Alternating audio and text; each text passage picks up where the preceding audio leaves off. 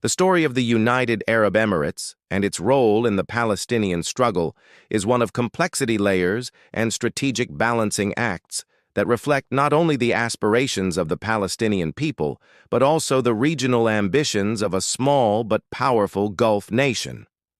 When analyzing the UAE's involvement, one cannot simply look at one side of the picture. It requires examining the historical commitments, the financial contributions, the political stances, and more recently, the controversial decisions that have reshaped how the UAE is perceived in the context of Palestine's ongoing fight for statehood. The UAE has long branded itself as a modern, forward-looking Arab state that still remains tied to its cultural and religious responsibilities.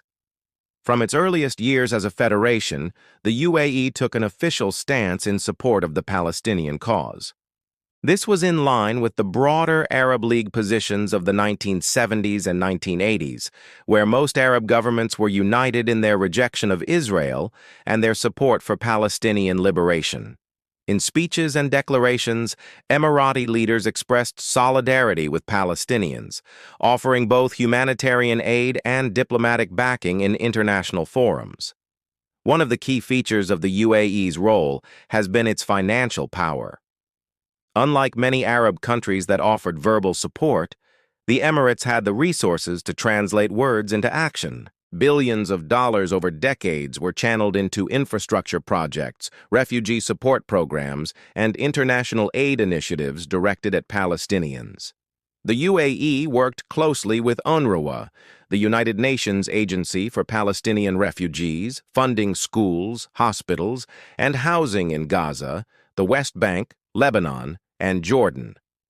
These investments were not only humanitarian in nature, but also a reflection of the UAE's desire to be recognized as a reliable Arab partner in defending Palestinian rights. For ordinary Palestinians, the UAE was often viewed as a source of much-needed relief in times of war and economic blockade. However, beyond humanitarian contributions, the UAE has played a nuanced political role.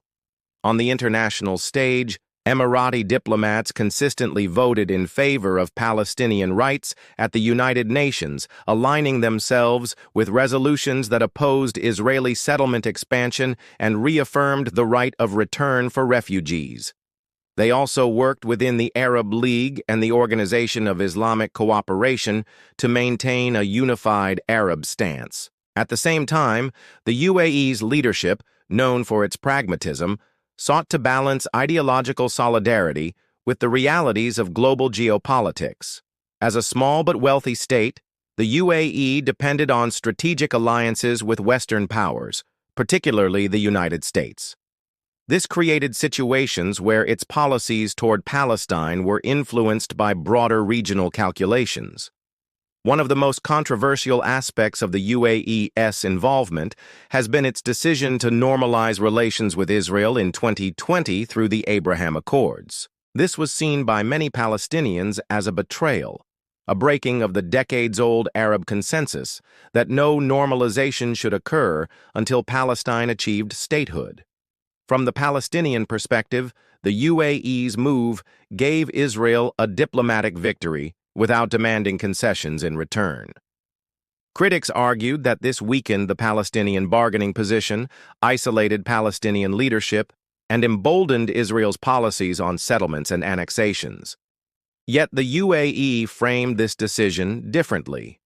Emirati officials argued that normalization was a strategic step to prevent further annexation of Palestinian lands, as Israel had signaled plans to formally annex parts of the West Bank. The UAE claimed that by opening direct relations with Israel, it gained leverage to halt those annexation plans and create new channels for dialogue that could eventually benefit Palestinians. From a performance perspective, the UAE has positioned itself as a state capable of using soft power to influence outcomes. By establishing itself as a mediator, it sought to showcase diplomatic flexibility, moving beyond slogans to practical engagement. The normalization with Israel, while heavily criticized, was also paired with promises of economic investment in Palestinian territories, technological cooperation, and humanitarian projects. Some analysts argue that the UAE believes that integration with Israel's advanced economy could indirectly benefit Palestinians if properly channeled. Yet the gap between promises and tangible outcomes remains wide, fueling skepticism among Palestinian communities who continue to face displacement, occupation, and violence on the ground. In terms of design elements, the UAE's approach has always been marked by an emphasis on image and perception. The leadership has been deliberate in showcasing itself as a country that bridges East and West, tradition and modernity. Its role in the Palestinian issue is not simply about direct aid or statements, but also about crafting a narrative of being a responsible and forward-thinking Arab state. This is reflected in how Emirati media covers Palestine, in the symbolic gestures of hosting conferences on Palestinian development, and in the architectural visibility of projects like schools, hospitals, and cultural centers funded by the UAE across Gaza and the West Bank. For the UAE, every contribution is not just an act of support, but also a component of its broader brand as a nation that shapes global conversations. A unique selling point of the UAE's role is its economic leverage. While other Arab states like Egypt and Jordan play direct geopolitical roles due to their borders and security ties with Israel and Palestine, the UAE wields influence primarily through wealth, investment, and global diplomacy. This gives it a different kind of bargaining chip. By positioning itself as a major investor in global markets, the UAE holds relationships with the United States, Europe, and even Asia that it can theoretically use to advocate for Palestinian rights. Furthermore, its normalization with Israel gives it a direct line to Israeli leadership that other Arab states, bound by hostility, do not have. Whether the UAE will fully utilize this channel for the benefit of Palestinians remains an open question, but in principle, it provides a unique angle that distinguishes its role from other Muslim nations. Critics, however, question the sincerity of this approach. They point out that while the UAE emphasizes humanitarian support, its political decisions sometimes undermine Palestinian strategies. The Palestinian leadership, particularly the Palestinian Authority and Hamas, has openly criticized the UAE for sidelining them in major decisions such as the Abraham Accords.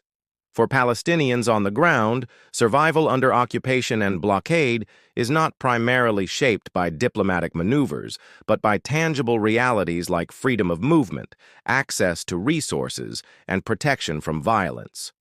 In this sense, the UAE's contributions, while significant, are often overshadowed by its larger political choices. Nevertheless, the UAE continues to project itself as a stakeholder in the Palestinian future.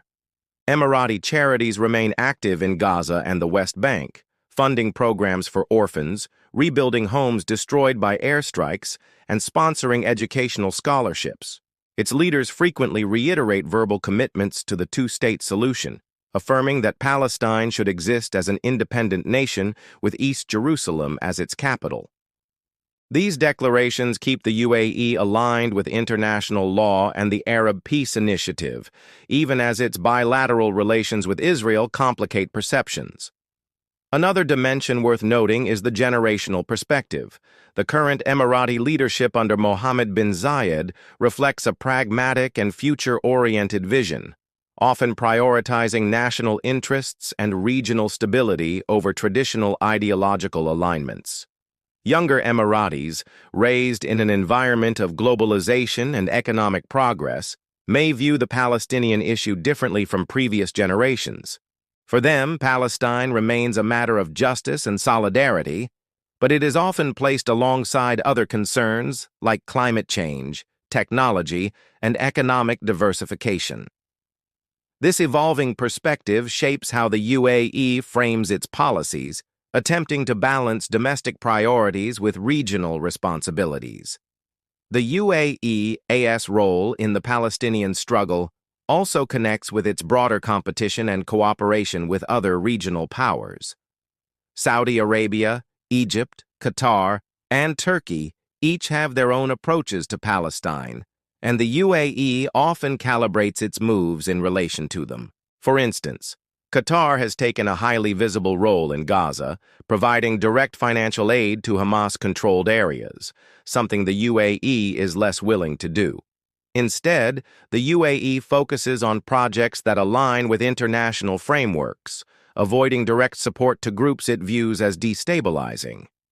This creates a layered regional dynamic where Palestinians receive aid and political backing from multiple sides, each with different conditions and strategic interests.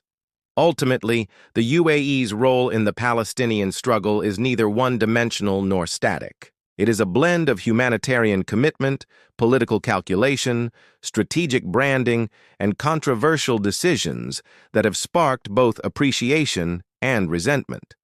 The UAE positions itself as a nation that can offer not only financial relief, but also diplomatic innovation, seeking to shape a future where economic integration and pragmatic dialogue might create openings for peace.